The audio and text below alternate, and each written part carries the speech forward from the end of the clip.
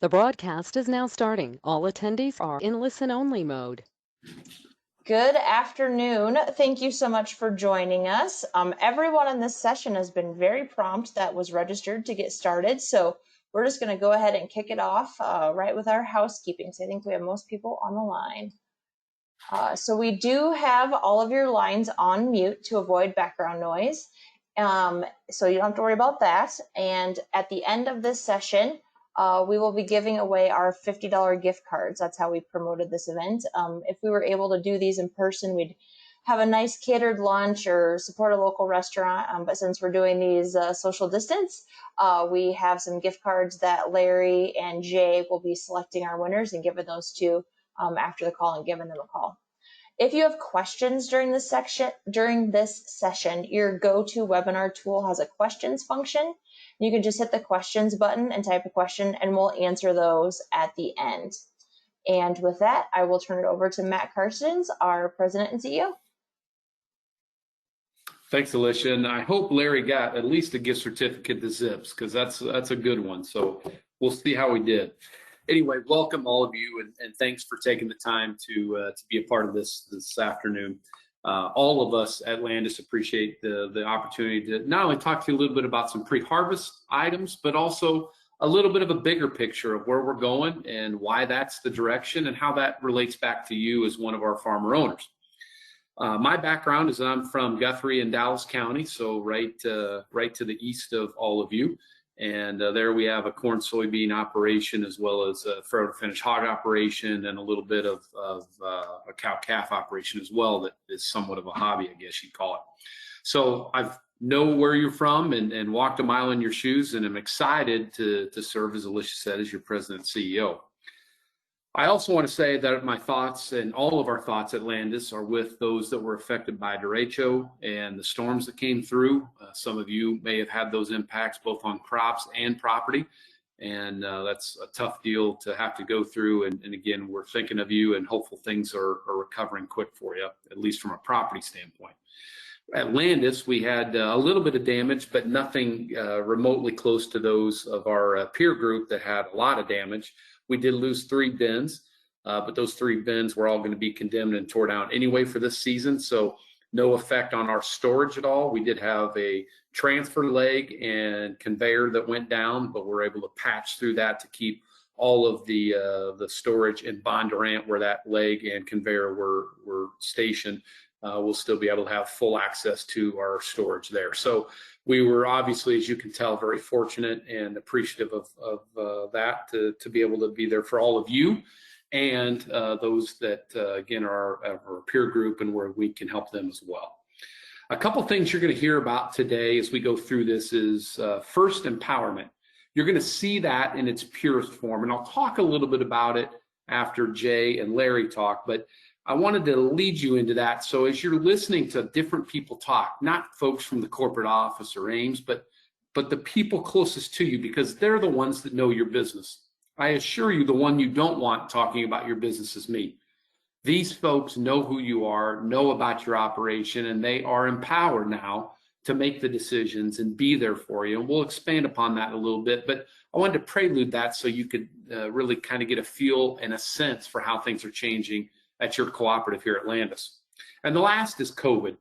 And I know this may be a topic that's sensitive to some, but I want to be transparent that I don't really care where you stand on the topic. That's okay. Everyone's got their view of what COVID is or isn't.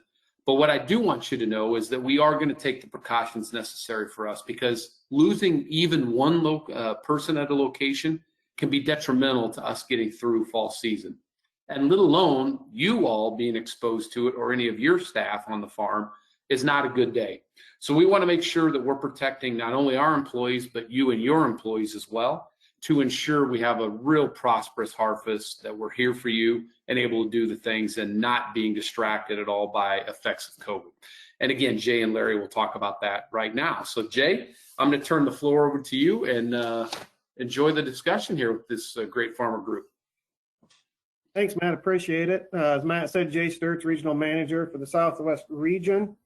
Quick background of me, I grew up in Boone County on a farm, farmed my grandpa's farm for about 10 years from the age of 16 to my mid-20s before life took me away from there.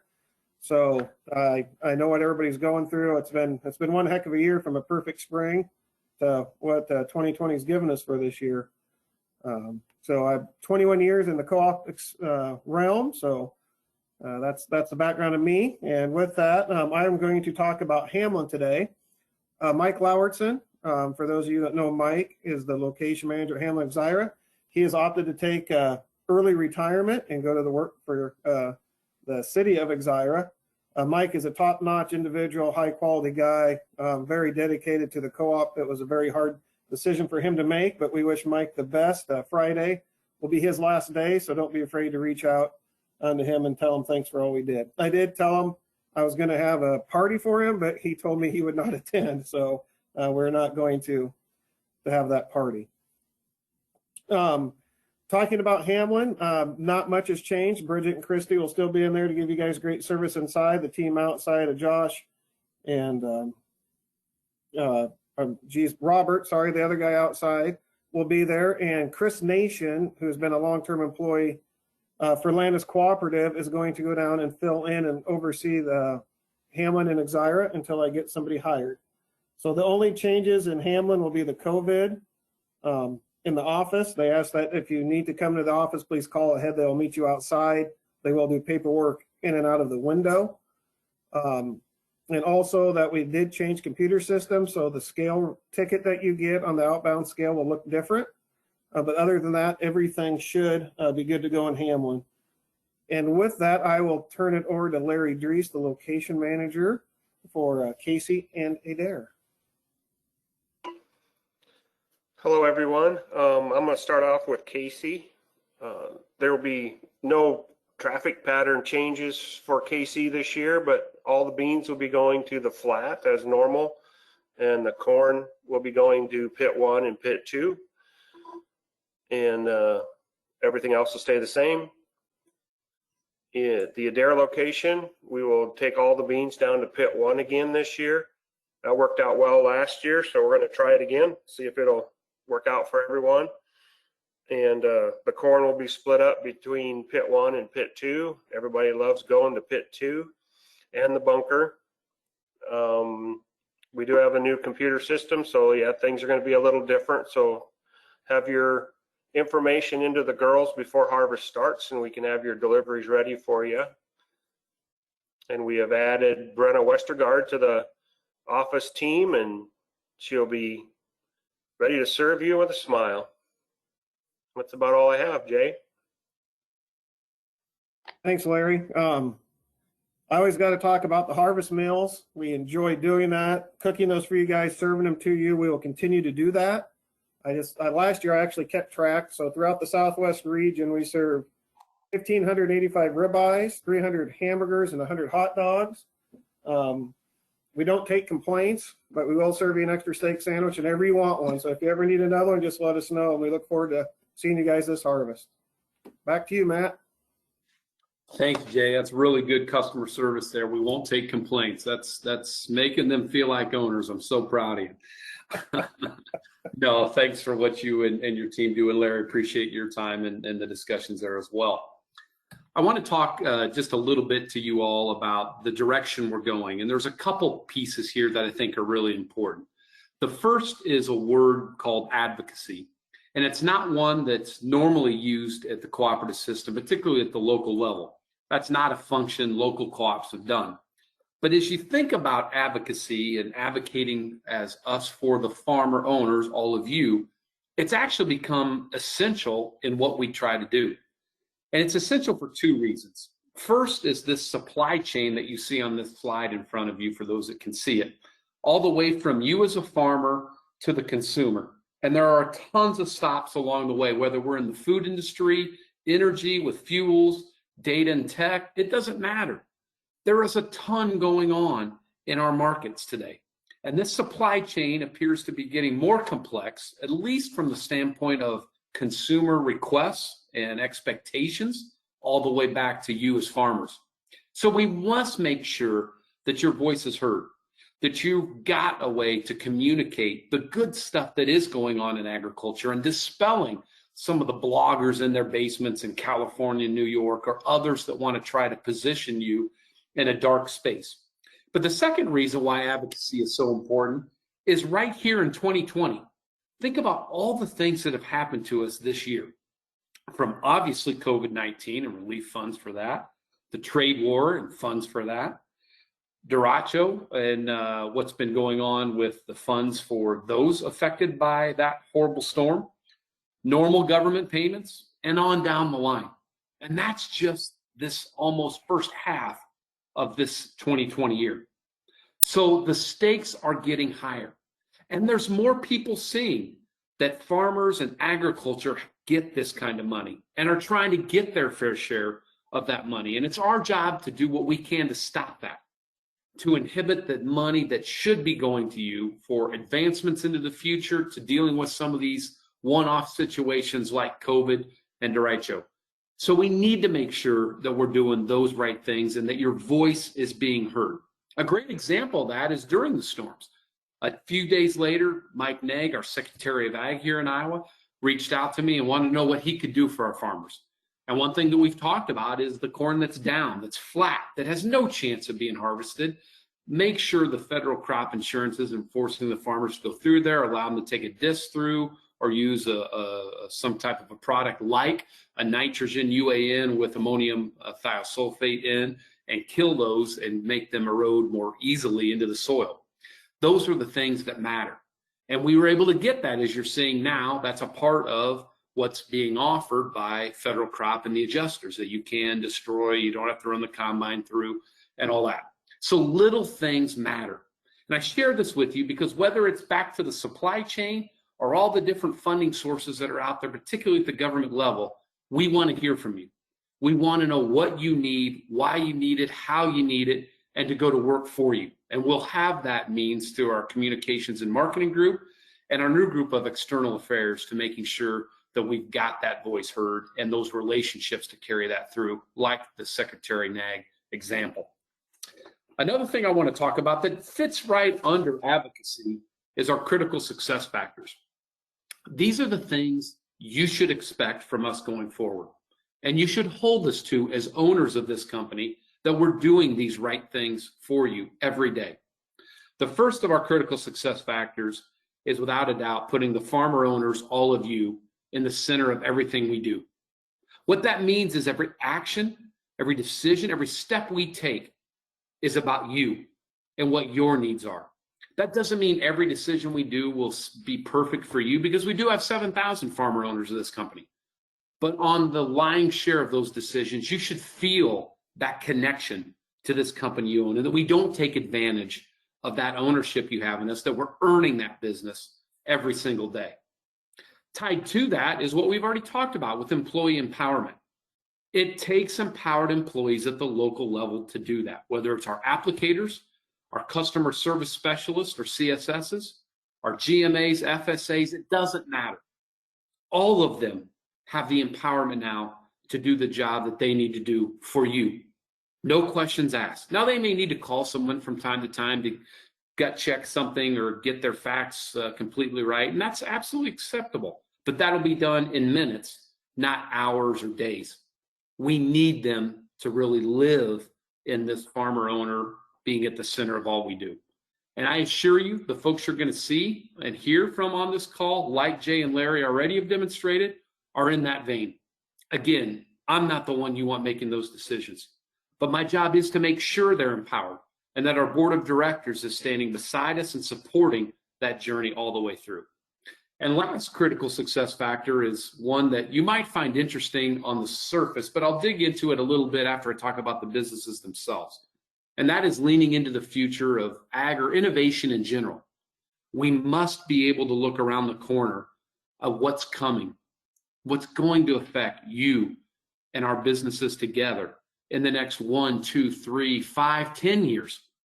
Things like what we saw during COVID and the effects of ethanol, and that most of those aren't going to change over time, that electric vehicles are here to stay, that oil waivers are going to continue to happen. So how do we deal with the cause and effects that are being created in that powerful industry that is ethanol. And what does that mean 3, 5, 7 years from now? So I'll talk a little bit more about this towards the end, but it's these three that really are the format or foundation for how we will move forward as a company for you. Now, talking about the businesses themselves, I'll start with, we have three of them, agronomy, grain, and animal nutrition. I'm going to start with agronomy. As you all know, on the agronomy side, it starts without a doubt on the best-in-class experience that you have as a farmer owner or any customer of ours as well. We must make sure that when you need a product from the agronomy side, it's there.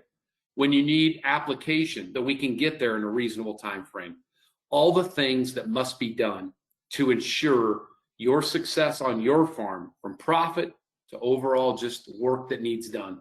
We need to be there every day in the agronomy group, and they know that, and it's number one for that reason. We also have to drive operational efficiency.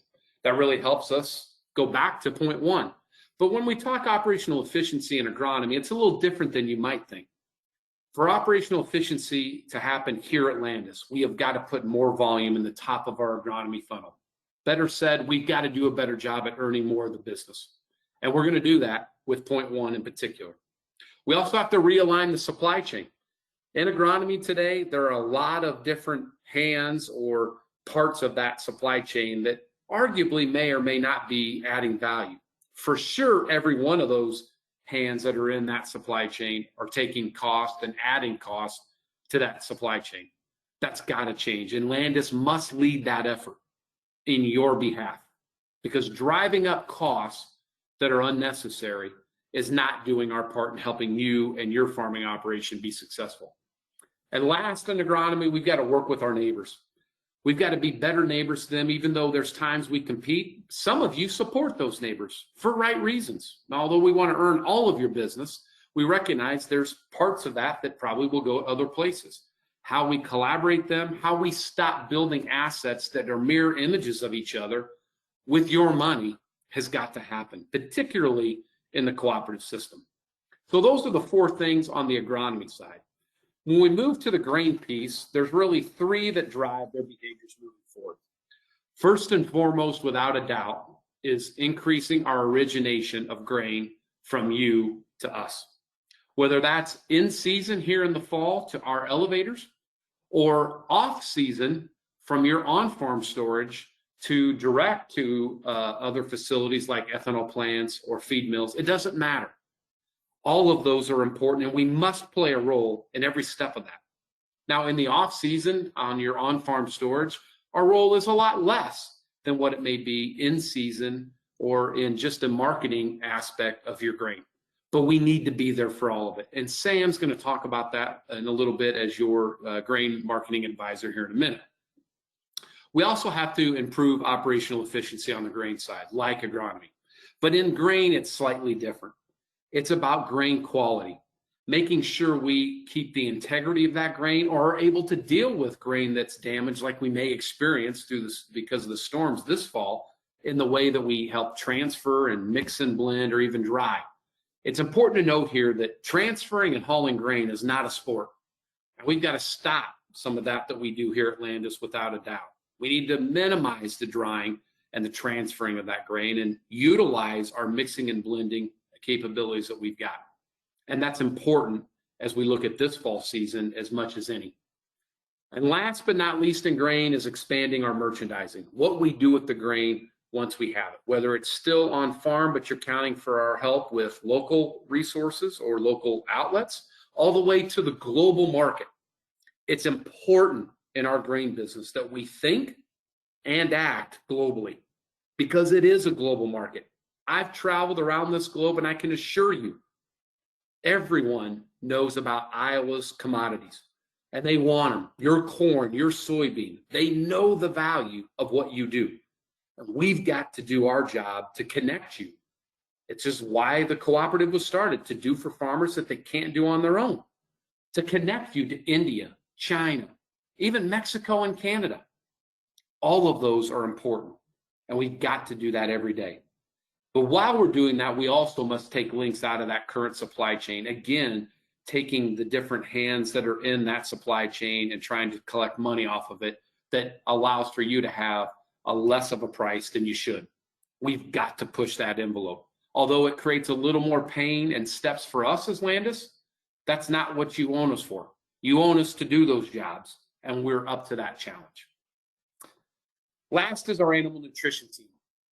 And there's two parts of our animal nutrition. First is the feed side, and then there's our dairy or DNP, Dairy Nutritional Plus business. I'm going to start on feed. We just made an exciting announcement a few months ago that we are moving forward with the feed mill in Yale, right around 500,000 tons that we'll produce there on an annual basis. And we are excited about the opportunities that'll provide us, not just to elevate the opportunities with our current farmer owners and customers, but expanding that to some of the folks that are in the swine business and looking at it from an integrator perspective. We want to partner with all of you. It's an important outlet for our corn, but it's an important part of the animal nutrition business as well. And we also have got to start putting the Landus brand in the front. Not that the partners we have like Purina, Cargill, or ADM aren't important, because they are. But it's the Landus brand that's your brand, or the integrator's brand that we're working with. We need to make sure it's a part of that seamless system and that name is at the forefront, not all the others. Now, switching gears to the dairy side, when we talk about dairy, it's about innovation. And we sell our dairy portfolio in over 25 countries around the globe. So we're proud of what this group provides, but we have to expand those opportunities, not just in products and partnerships and processes, but in species. So look for this group to expand beyond dairy, with a new name, of course, into other animals besides ruminant, and making sure that in poultry and swine that we're doing the right things and adding new products and expertise that help produce those livestock in a way that's good for the farmers, good for the integrators, and everyone involved. We also have to take advantage of the Landus supply chain. And there's a lot we can deliver, from sustainability to traceability to high oleic to non-GMO, from agronomy to grain to dairy. We've got a lot of power in this supply chain with that global footprint, particularly here in dairy and in the grain side. So look for us to take a lot of exciting steps here in this animal nutrition piece. We've got some exciting announcements coming down the path beyond just our new feed mill in Yale that we broke ground on and are beginning the process as we speak. So I mentioned that we'll talk about leaning into the future, and I think it's a good way to end the discussions on our business units. When we talk about leaning into the future, there's a lot you could put in that bucket. One piece that I want to give you as an example that I want you also as our farmer owners to think about as you're in the field harvesting this year is this piece of data. Think about all the people that have access to your data, particularly on the agronomy side, where you're sharing it with Corteva with granular, or Adair with their climate, Syngenta with AgReg. The list goes on. And that's important and powerful data to them, I assure you. But the problem is the cooperative is historical in its tradition in the way we buy your grain, sell you inputs on agronomy and animal nutrition, maybe even in some co-ops with energy. And that's the extent of it. It's time, and we have heard our farmers loud and clear, that we find a way to protect this data and then use the data in a way that you can profit off of it. True cash for data. Think about the day where you could maybe not only sell your commodities, but sell the data off of producing those commodities at equal to or greater profitability. I don't believe that day is that far away. Because as we talked about in the beginning, the supply chain is changing. My 3 children, who are 21 and less in age, are all very interested in the data. They know they're going to eat. They've been used to that since they were born. But what they want to know is the data behind it.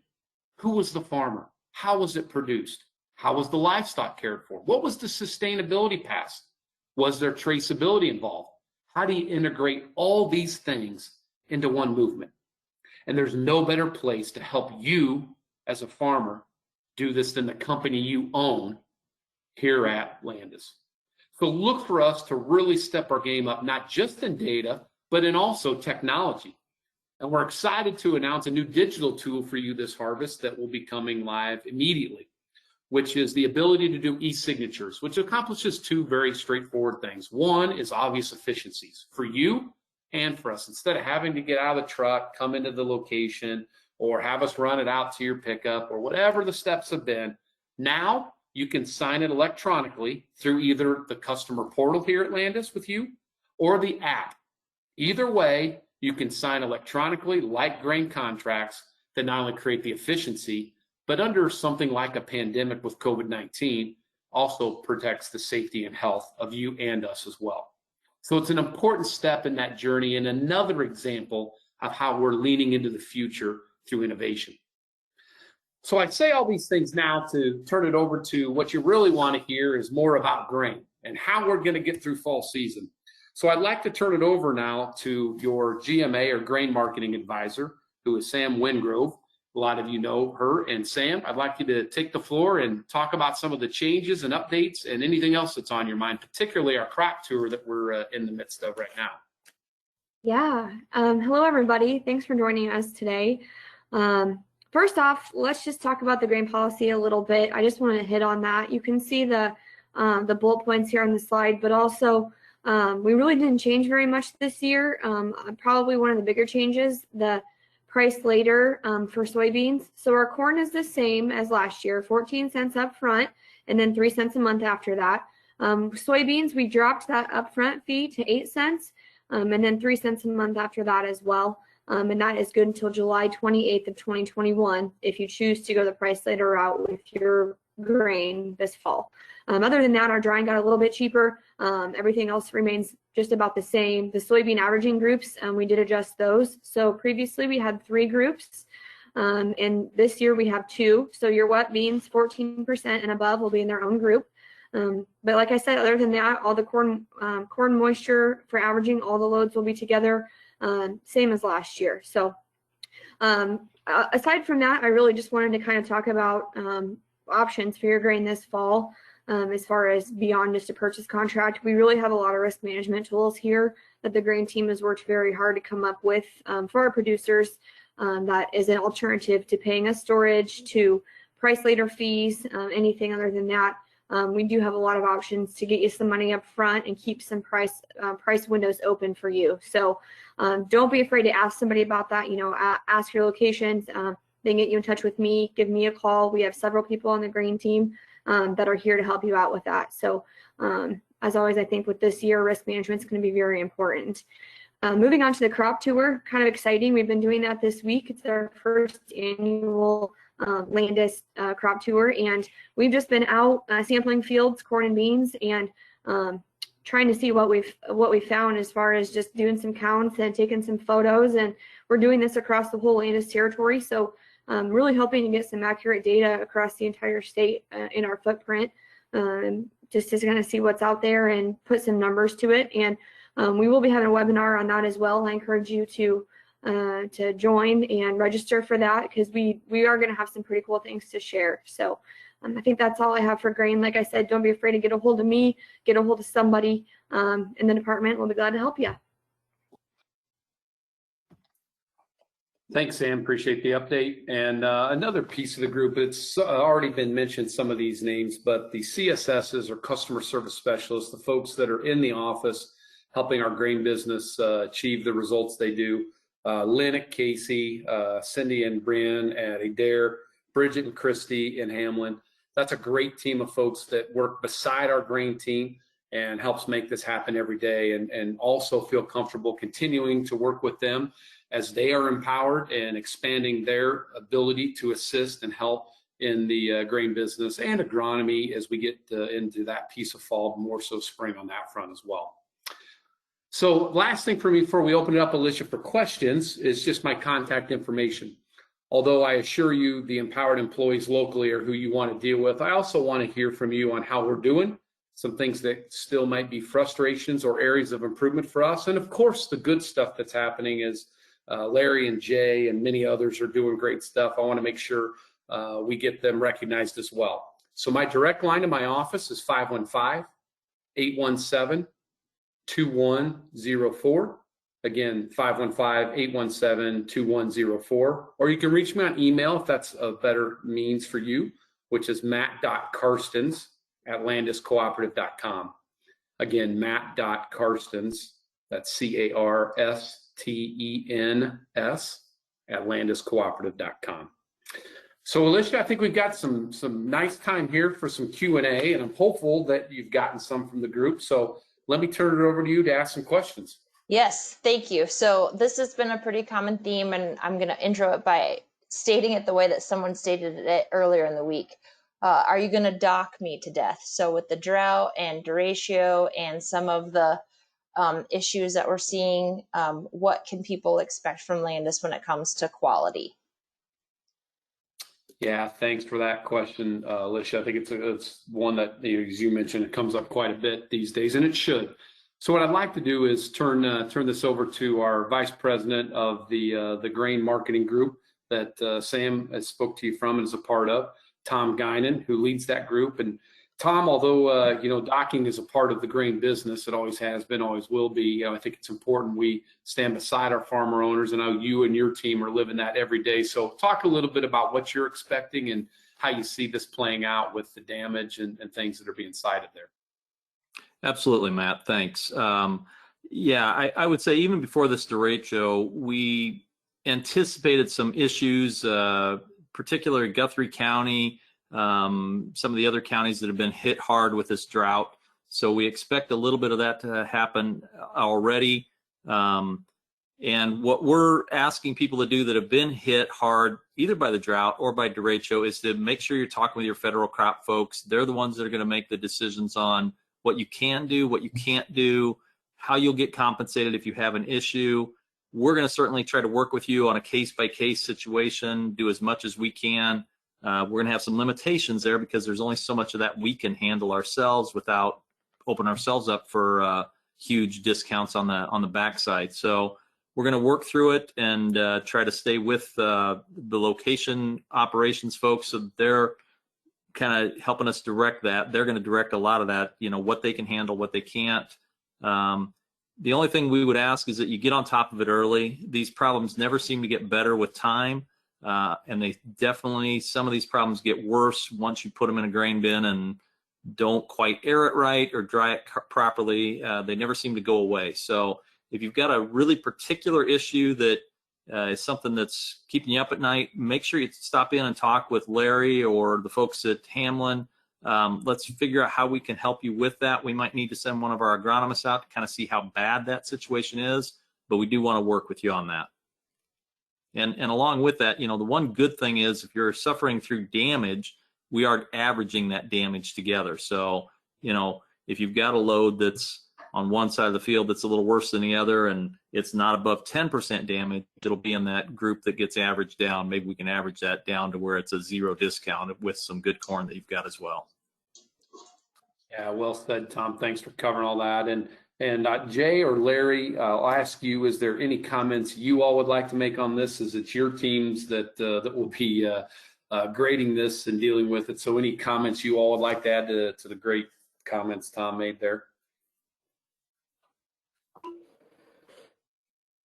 Larry. Go ahead, Larry. We will just be watching out for it. Our area was pretty dry, but we didn't have any of the winds come through to knock the corn down. So I believe we're going to be okay for quality. Test weight's probably going to be our biggest problem with the way the drought has been. And if there is some issues out there, just be patient. It'll take us a little bit longer when we sample your grain to get it graded. In the fall, when in a normal year, it doesn't take much to look in the pan and go, yep, that's beautiful number 2 corn. This year will probably take maybe a minute or two to get everybody through. Yeah, well said, both of you. Thank you. And, to support you both, I thought the comment Tom made relative to, shelling some by hand early, bringing it in or early on, those first steps are critical. There's no need for us to try to hide it from each other. Let's deal with it up front. I think you'll find Jay and Larry's teams more supportive as we can deal with stuff sooner and more up front. So well said by everyone. All right, Alicia, what else do you have questions for us? Well, this isn't a question, but I kind of had to get this group to kind of stop chatting about it right before we went live with the webinar. So I thought it would be great for this audience to hear just a little bit about the crop tour and why we're doing a crop tour and what this crop tour looks like at Landus and how people can hear the results. Yeah, absolutely. It's an exciting first annual. So I don't know if you can really say it that way, but that's how we're calling it. So Tom, you've led this effort, and then we'll let Sam add some final comments to it, but talk a little bit about the crop tour. And I know Sam gave some high levels on that, but take us through a little more in depth of what you're seeing and the excitement around this and the September 2nd event. Absolutely. We've had folks from our team participate in various crop tours in the past. You know, you guys have heard about the Pro Farmer Crop Tour. There's several of those private crop tours that come through the state of Iowa. They're kind of looking for more of a national view. And one of our folks that participated in one last year came back and said, why don't we do our own for Landus? That would be very powerful. We could get a lot of info. This is something we've been working on and planning and having meetings on for months. We probably started in January talking about how it would work, when it would work, how it would be beneficial to not only our operations team and our folks in Landus, but also to our farmer customers. If it weren't for the COVID, our intent was to have maybe a regional meeting in every region and do a steak fry, a customer appreciation event, share the results of what we're seeing in that region and across Landus. Unfortunately, we can't do that this year, but we are going to do a webinar. We'll have 2 of those next Wednesday, one at 7:30 in the morning, one at 5 o'clock at night. You can register at our website for that. As Sam said, we're covering 259 townships, 26 counties. We're going to try to figure out how to slice and dice that information so it's beneficial to not only our operations team, but to our local farmers. You guys can have a look at what's happening in your area, at least what we have seen, and then how we kind of call the entire 26 county area that we operate in. So it should be pretty exciting. And I'm with Matt. I think the more we do this, the better it'll get. So I'm looking forward to next year already. We've had some suggestions from some folks on how we could maybe do it a little better. Now, by suggestions, Tom, do you mean critiques, or what are we dealing with here? What's the word? Opportunities. We have some opportunities. Sure. Sam, anything you want to add to that? No, summarized it well. We managed to pick the hottest week out of the month to do it. It's been, we've really been out there and sweating and everything, but no, I'm excited too. And like I said, I encourage everybody to see those results because I think it will be very beneficial. Great. Thanks to both of you, Sam and Tom. What a great opportunity for our farmers to get an in-depth knowledge of our trade territory right here in the center of Iowa. Great job by both of you, and look forward to the 2nd annual next year. All right, Alicia, what else do we have with the little bit of time we've got left? You guys have done a great job, and we've answered all of the questions that have come in and kind of the general questions that we've been getting throughout our series of 9. So the only thing I'll say before I wrap up is that Larry and Jay will have your gift card winners, and they'll be in touch. So I'll let you close it out for the day, Matt. Thanks, Alicia. And thanks, Alicia, to you for all the help on these. I think we've done, 9 or 10 of these. So it's been a long week, but thank you for your work on these. In closing, to our farmer owners, I just want to say thank you on behalf of every Landus employee. We know you've got choices of where to do business, and we're really working diligently to make Landus the best choice for you, not just because you own us, but because we're earning that every day, because it is a new day here at Landus. This isn't your grandparents' cooperative. It's our cooperative, yours, ours, and we're trying diligently to make it different.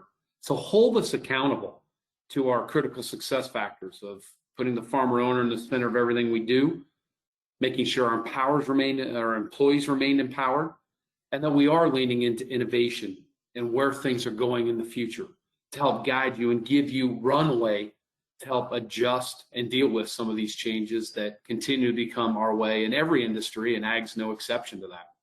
So have a safe and prosperous harvest season. Let us know how we can help in any way, and thank you once again for your time today and all of your support.